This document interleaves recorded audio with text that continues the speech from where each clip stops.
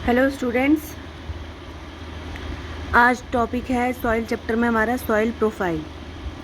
Soil is composed of distinct layers. Perform the following activity to find out how these layers are arranged. हमें एक activity करनी है जिससे हमें पता चलेगा कि सॉइल में कितनी लेयर्स होती हैं।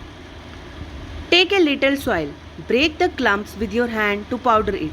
थोड़ी सी मिट्टी उठाओ हाथ में और वो जो मिट्टी का जो आपने बड़ा सा पीस उठाया है उसको पाउडर बना लो हाथ से। Now take a glass tumbler, एक गिलास ले लो। किसका? शीशे का गिलास। उसको 3/4 बी फिल्ड विद वाटर। उसके जो 1/4 मतलब कि जो आधे से ज़्यादा पानी उसमें आप भर लो, जितना इस फोटो में दिखाया हुआ है। यहाँ पे जो इमेज है इसमें जितना पानी दिखाया हुआ है इतना उसमें भर लो आप। सिर्फ ऊपर से थोड़ा सा एक पार्ट उसका खाली कर दो। And then add a handful of soil to it. और उसमें फिर जो ये मिट्टी आपके हाथ में उसमें मिला दो।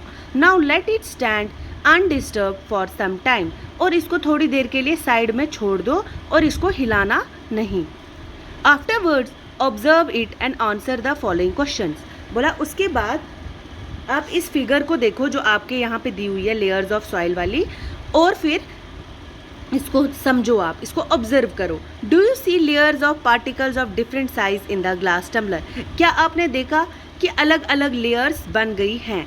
Draw a diagram showing these layers. फिर एक डायग्राम बनाओ अपनी कॉपी में इसको देखते हुए। Are these some dead rotting leaves और animal remain floating on water.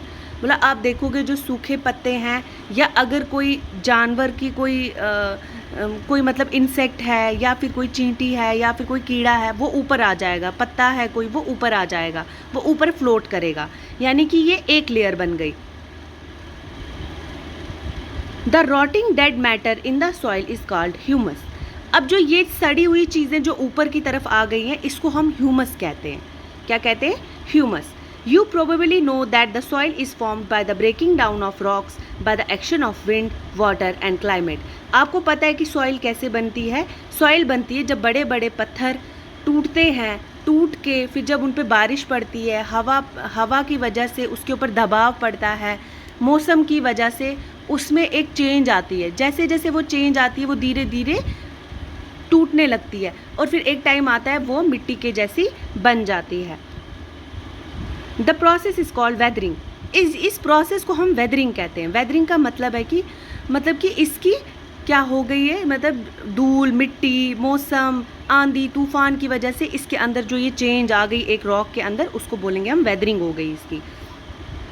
The nature of any soil depends upon the rocks from which it has been formed and the type of vegetation that grows in it. जहाँ की soil, किसी भी जगह की soil कैसी होगी ये उस चीज़ पे डिपेंड करता है कि वहाँ के रॉक्स कैसे हैं, वहाँ का मौसम कैसा है, वहाँ के पेड़ पौधे कैसे हैं, ये सब उसी के ऊपर डिपेंड करता है।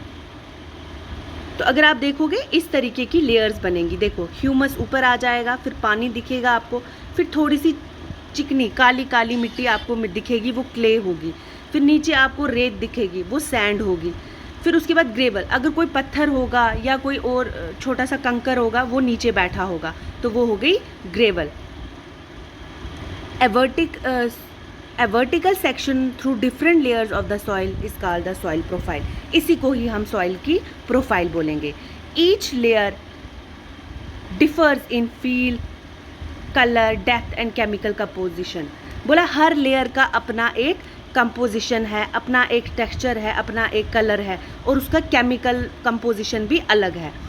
These layers are refer to as horizons. इस लेयर्स को हम क्या बोलते हैं? और हॉरिजन्स भी बोलते हैं। क्या बोलते हैं? Horizons.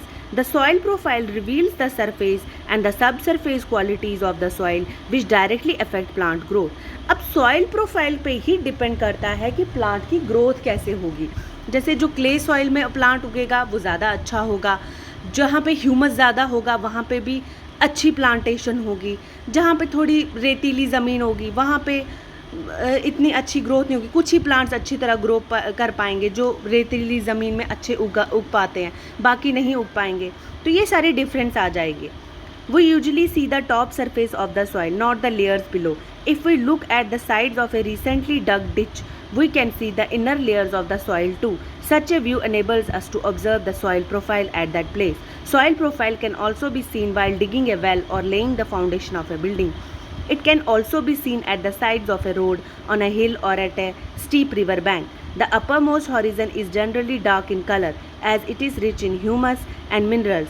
The humus makes the soil fertile and provides nutrients to grow plants. This layer is generally soft, porous and can retain more water. It is called the topsoil or the A horizon.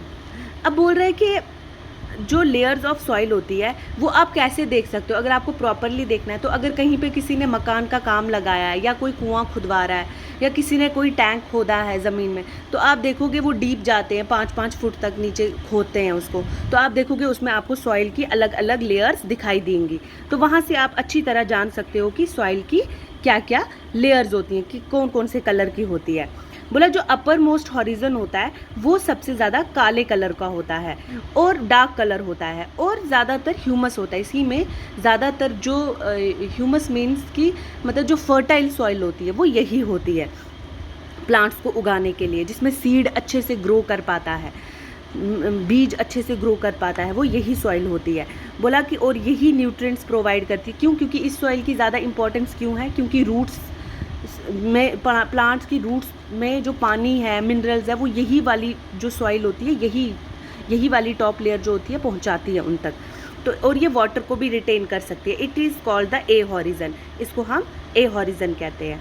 This provide shelter for many living organism such as worms, rodents, moles and beetles. The roots of small plants are embedded entirely in the topsoil. The next layer has a lesser amount of humus but more of minerals. This layer is generally harder and more compact and is called the B horizon or the middle layer. The third layer is the C horizon, which is made up of small lumps of rocks with cracks and crevices. Below this layer is the bedrock, which is hard and difficult to dig with a spade. अब देखो इसमें आपको बताया गया, अब ए horizon आपने पढ़ लिया। ये देखो प्लांट जहाँ पे ग्रो करता है वो ए हॉरिजन होता है। इससे अगर आप नीचे आओगे तो बी हॉरिजन, यानी कि मिनरल्स, जो कि सॉइल के मिनरल्स होंगे वो सारे इस लेयर में एब्जॉर्ब हुए रहते हैं, जो रूट्स को मिलते रहते हैं जब जब उनको जितनी ज़रूरत पड़ती है। सी हॉरिजन में क्या है? रॉक्स होती हैं, पत्थर होते हैं इसमें। Below this layer is the bed rock, उससे नीचे बेड रॉक होता है। Which is hard and difficult to dig with, वो जो कि बहुत हार्ड होता है और डिफ़िकल्ट होता है उसको खोदना, बहुत ज़्यादा हार्ड होता है, जिसका कोई काम नहीं होता, बट ये भी एक लेयर ऑफ द सॉइल होता है। जो हमें ज़्यादा इंपॉर्टेंट होती है वो हमें ह्यूमस वाली सॉइल, बी हॉरिजन, ये सारी इंपॉर्टेंट सॉइल हॉरिजन्स होते हैं हमारे।